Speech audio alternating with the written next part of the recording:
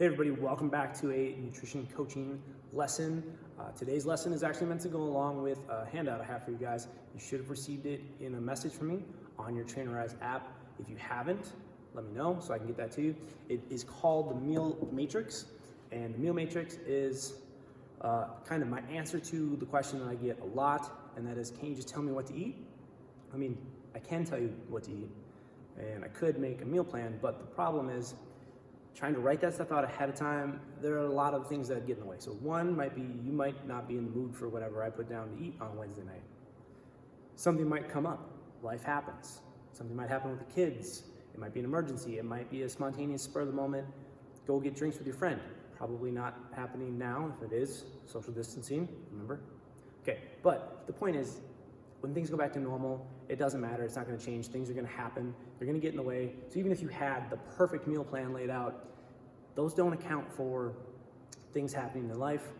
They don't account or allow for you to kind of just live the way you wanna live and still eat healthy at the same time. They're very strict, very rigid, and they're just not a lot of fun, and they don't usually work well. It takes a certain kind of person to really follow that through, and even the people who do that, like for competitions, for figure competitions, first thing they do when they're done is gorge on everything. So they're not meant to be long-term solutions.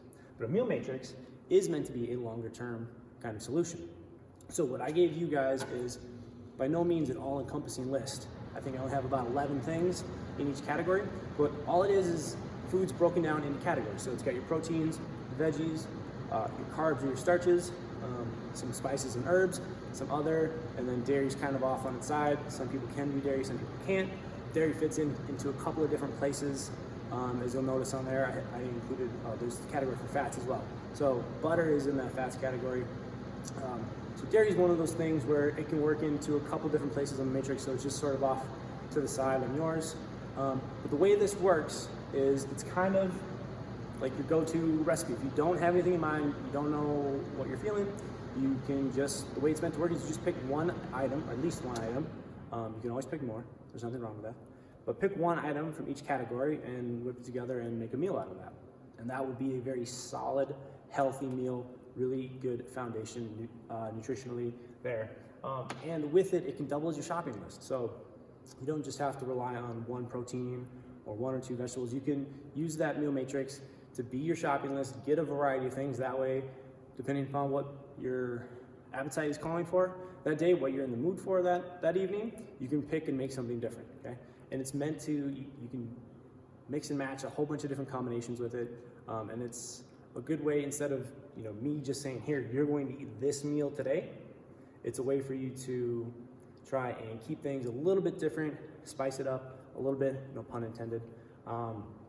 That way it's not always the same thing, it doesn't get so repetitive and so boring, okay?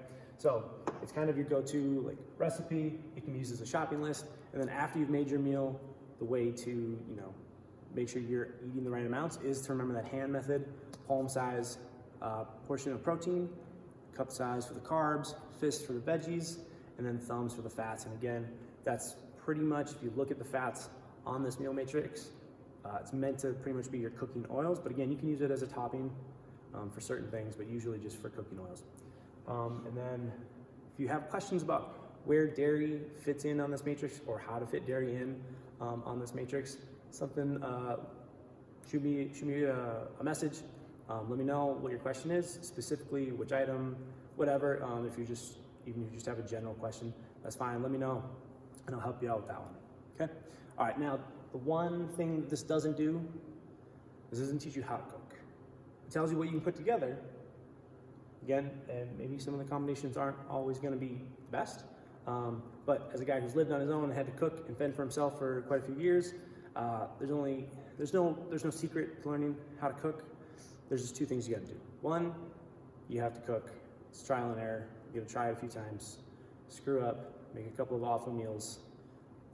Make a mental note, don't mix these things together, don't leave that on the stove that long, because you're going to screw up at least one meal while learning how to cook. The second thing you need to do to learn how to cook well, call your mom when you screw up your cooking, because there's a chance she'll be able to save it for you, at least walk you through the process, or on an offhand chance you really screwed up and it doesn't even look remotely close to what you were trying to make in the first place, she can tell you how to make something else so you don't starve. Call your moms. Say thank you for teaching you how to cook. If you know how to cook, say I love you. If you don't know how to cook, it's almost Mother's Day. Don't wait.